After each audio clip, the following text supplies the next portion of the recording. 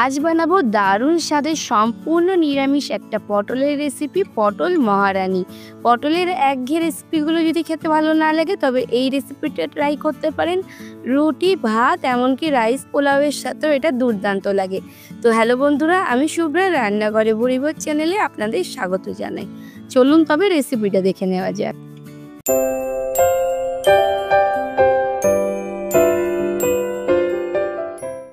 পটল মহারানি বানানোর জন্য এখানে আমি হাফ কেজি পটল নিয়ে নিয়েছি মাঝারি সাইজের। আর পটলগুলো খোসা ছাড়িয়ে নিয়েছি, এরকম একটু খোসা রেখে রেখে ছাড়িয়েছি। আর দুপাশ থেকে একটু এরকমভাবে কাট করে দিয়েছি যাতে পটলের মধ্যে খুব ভালোভাবে মশলা ঢুকে যায়।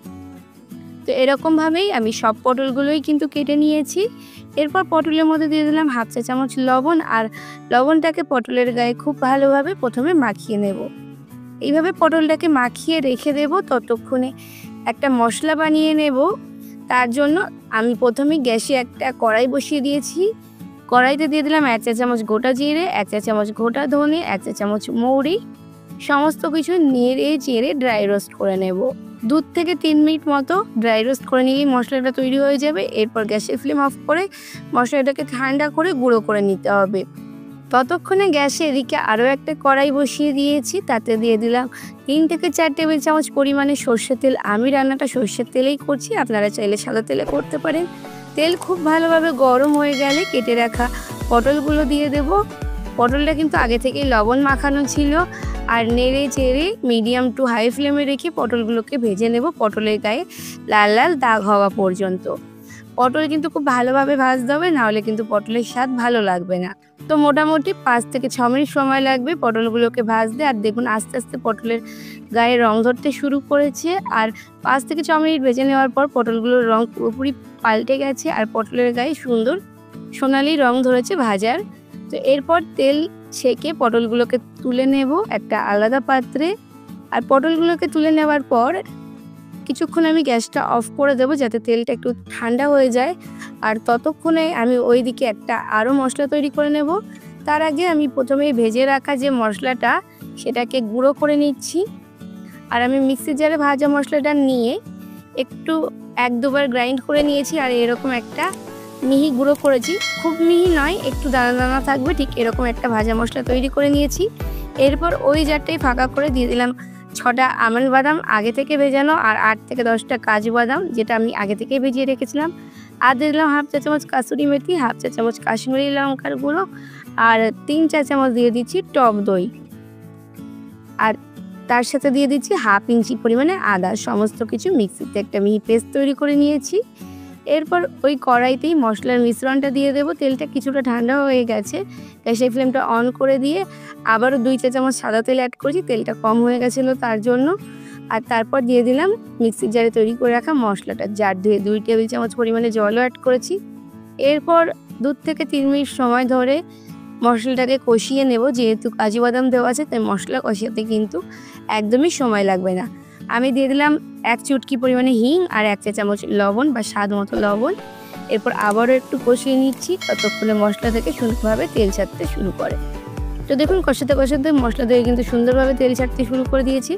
এই পর্যায়ে দিয়ে দিলাম ভেজে রাখা পটলগুলো দিয়ে আবারও একটু কষিয়ে নিচ্ছি 2 মিনিট মতো। পটলগুলো মশলার সাথে কষালে পটলের মধ্যে মশলার ফ্লেভারটা ঢুকে যাবে, খেতেও ভীষণ ভালো লাগবে। আমি যে ভাজা মশলাটা করে রেখেছিলাম এখানে দিয়ে দিলাম 2 চা চামচ পরিমাণে। আর তারপর আবারও 2 মিনিট মতো কষিয়ে নিচ্ছি। আর যখন এরকম মশলাটা পটলের গায়ে কোট করে যাবে আর মশলা থেকে তেল ছেড়ে দেবে, ঠিক এ পর্যায়ে অবধি মশলাটাকে খুব ভালো করে কষিয়ে নিতে হবে। তারপর এর মধ্যে দিয়ে দিচ্ছি হাফ কাপ পরিমাণে জল। আর জলটা দিয়ে নেড়ে চেড়ে মিশিয়ে ফুটে ওঠা পর্যন্ত ওয়েট করব, গ্যাসের ফ্লেম বাড়িয়ে দিই। ততক্ষণে আমি এর মধ্যে দিয়ে দিচ্ছি 3-4টে চেরা কাঁচা লঙ্কা।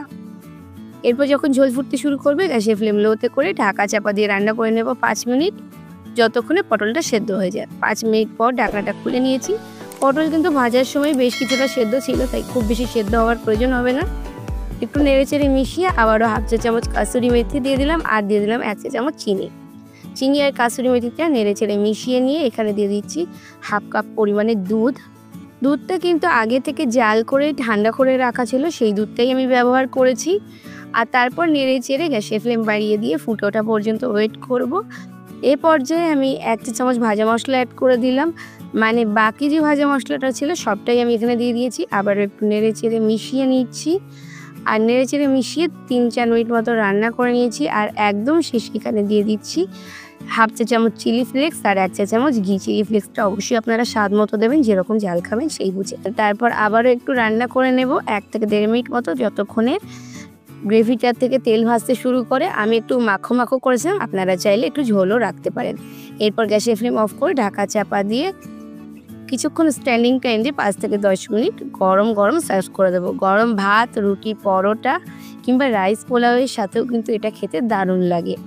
আমার আজকের রেসিপিটা কেমন লাগলো অবশ্যই কমেন্টস করে জানাবেন। ভালো লাগলে লাইক শেয়ার করে অন্যদের দেখার সুযোগ করে দেবেন। আর যদি ফেসবুক থেকে আমার রেসিপিটা দেখে থাকেন অবশ্যই পেজটাকে ফলো করে দেবেন। আর যদি ইউটিউব থেকে দেখে থাকেন তাহলে আমার চ্যানেলটাকে সাবস্ক্রাইব করে পাশে থাকা বেল আইকনে ক্লিক করে দেবেন, যাতে পরবর্তীকালে চ্যানেলে যখন নতুন রেসিপির ভিডিও আপলোড করব সবার আগে আপনাদের ফোনে নোটিফিকেশান পৌঁছে যায়। আজকে পর্যন্তই, আবার আসবো অন্য কোনো দিন অন্য কোনো রেসিপি নিয়ে। ততক্ষণ ভালো থাকবেন, সুস্থ থাকবেন।